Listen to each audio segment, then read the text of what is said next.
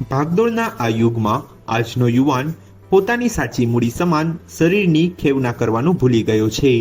પરિણામે અનેક રોગોએ માથું ઉંચક્યું છે. ત્યારે સાચી મિલકત સમાન શરીરને સાચવવું ખૂબ જરૂરી બન્યું છે.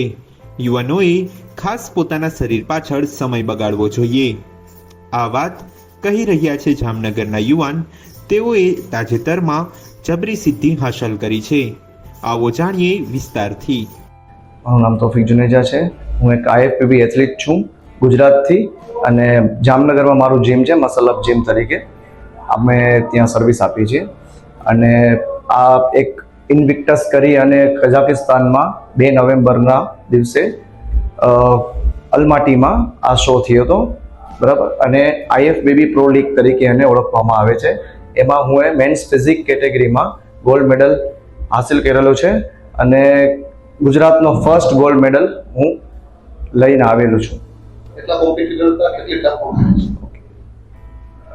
ત્યાં અરાઉન્ડ 200 જેટલા એથ્લીટ હતા, અને 200 જેટલા એથ્લીટમાંથી આપણે ગુજરાતમાં ઇન્ડિયાથી 10 થી 12 એથ્લીટ હતા. એમાંથી ગુજરાતમાં હું ફર્સ્ટ હતો, અને ગુજરાતમાં આપણે ફર્સ્ટ ગોલ્ડ મેડલ તરીકે આવેલો છે.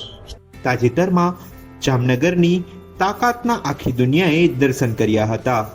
તાજેતરમાં કઝાકિસ્તાન ખાતે ઇન્ટરનેશનલ બોડી બિલ્ડિંગ ચેમ્પિયનશિપ યોજાઈ હતી.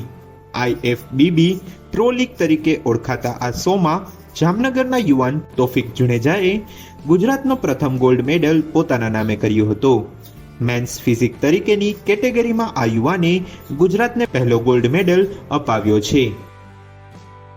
ફક્ત એ જ કહેવાનું છે નોર્મલ માણસોને કે તમે ફિટનેસ તરફ આગળ વધો. આજે હું જામનગરમાંથી બહાર નીકળી અને ગોલ્ડ મારી શકું છું, તો તમે લોકો બી કાંઈ પણ કરી શકો છો.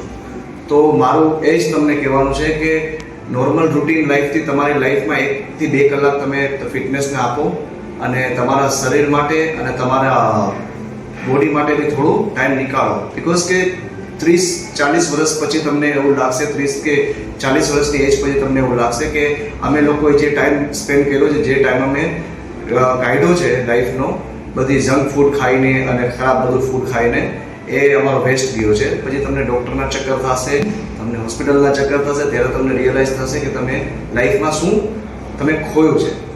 તો આરો ટાઈમ છે, તમે જાગો, જંક ફૂડ અવોઇડ કરો, અને તમારી લાઈફમાં 1 થી 2 કલાક કાઢી અને જીમ અને એક્સરસાઇઝ વિશે તમારા લાઈફમાં નિકાળો.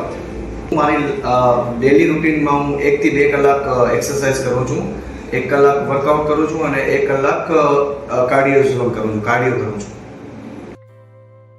તોફિક જુનેજાએ કહ્યું કે તેઓ આજની તારીખે પણ દિવસ દરમિયાન 1 થી 2 કલાક પોતાના શરીર પાછળ ફાળવે છે, અને તેઓ અનિવાર્ય સંજોગોને બાદ કરતા કસરત કરવાનું ક્યારેય પણ ટાળતા નથી. રેગ્યુલર જીમમાં કસરત કરે છે.